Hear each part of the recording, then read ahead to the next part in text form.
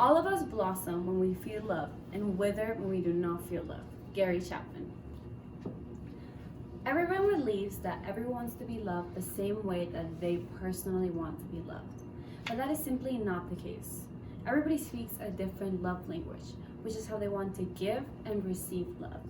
After hours of research, I am ready to discuss with you Gary Chapman's theory, the 5 love languages. I hope that by the end of this speech, you'll be able to take this knowledge and apply it to your everyday relationships. We will look at aspects, identification, and application.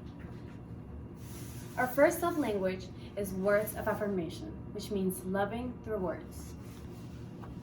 We're looking at 5 aspects right now. First, verbal compliments, which are simple and straightforward and not backhanded or passive aggressive. Encouraging words are ever present and relevant to what your partner likes. Kind words come with tone. If I say, I love you, versus I love you and I love you, I am saying 3 different things with the same words but a different tone. Words of forgiveness are what you say and what you don't say. You don't keep track and you don't keep score. Humble words have to do with choice. Make sure you're making requests and not demands. This might be your love language if you agree with what Watts wrote in her 2020 article for The Cut. You love unsolicited compliments and pet names. You appreciate I love yous more than anything, especially if you're being told why you're loved. You hate insults and it's harder for you to get over name calling. Some tips is give daily verbal appreciation. Talk kindly about this person when they're not around. Leave notes and write text every morning and every night. Our second love language is quality time. We're looking at 3 aspects. First, togetherness. Doesn't matter what you're doing, make sure your focus is on the other person. Quality conversation has 4 elements. First, eye contact. Then, make sure you're listening for feelings. Make sure you're looking out for body language, and make sure you're never interrupting the other person. Quality activities have to do with trying stuff that you might not love because your partner loves it. This might be your love language if you identify with what Edwards and Walters wrote in their 2020 article for Science of the People.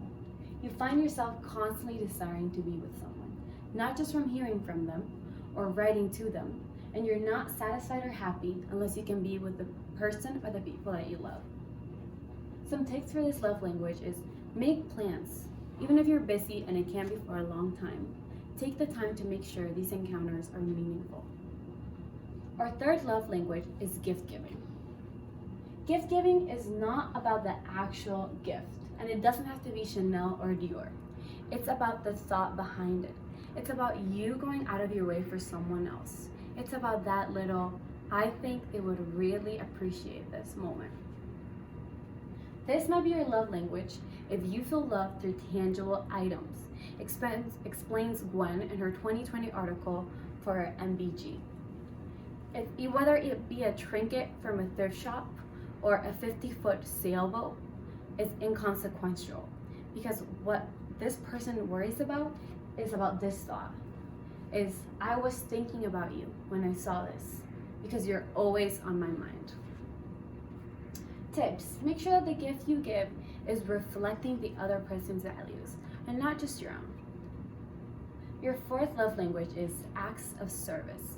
Acts of service has to do with doing what your partner wants you to do, explains Chapman 2004 in his best-selling book, The 5 Love Languages. Acts of service require planning, time, effort, and energy. Make sure that you're overcoming stereotypes. You're stepping out of that role, out of that box in your relationship, and you're doing things because you know the other person wants you to do, and not because you think it's their duty to do. This might be your love language if you do believe that talk is cheap and actions speak louder than words, and you feel loved by the things people do for you. Dawn 2020, in her article for The Cut, asks you to keep 3 things in mind while loving someone through acts of service. First, listen to what your partner is asking of you. Second, offer without having to be asked first. And third, make sure you have a good attitude while performing this task. Physical touch is our fifth and final love language. What there is of me resides inside my body. To touch my body is to touch me. Chapman 2004 continues. There's a misconception that physical touch has to be sexual in nature, but that is completely false. A hand on the shoulder, a fist bump, or even a high five is a perfect way to show that you love someone.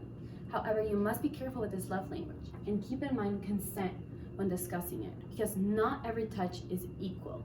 So talk to your partner about what they feel most comfortable with. Dawn 2020 continues in her previously mentioned article. Expressing love through touch has to be learned. Although most people are taught by their parents at a young age, if those parents were abusive, neglectful, or simply not the touchy types, they might have missed out on this training completely. This might be your love language. Dr. Muhammad Saeed tells MBG in his article 2020, if you value the feeling of warmth and comfort that comes with physical touch. Tips: hugging, kissing, cuddling, holding hands, lacing pinkies. It has to do with the meaning behind the touch. The 5 love languages are very important, and I hope that by the end of this speech, you're able to identify them, you're able to see which one you are, and you're able to apply them to your everyday relationships to improve them. Keep in mind that what make most sense to you might make no sense to someone else. Be mindful of people's love language when you're dealing with them.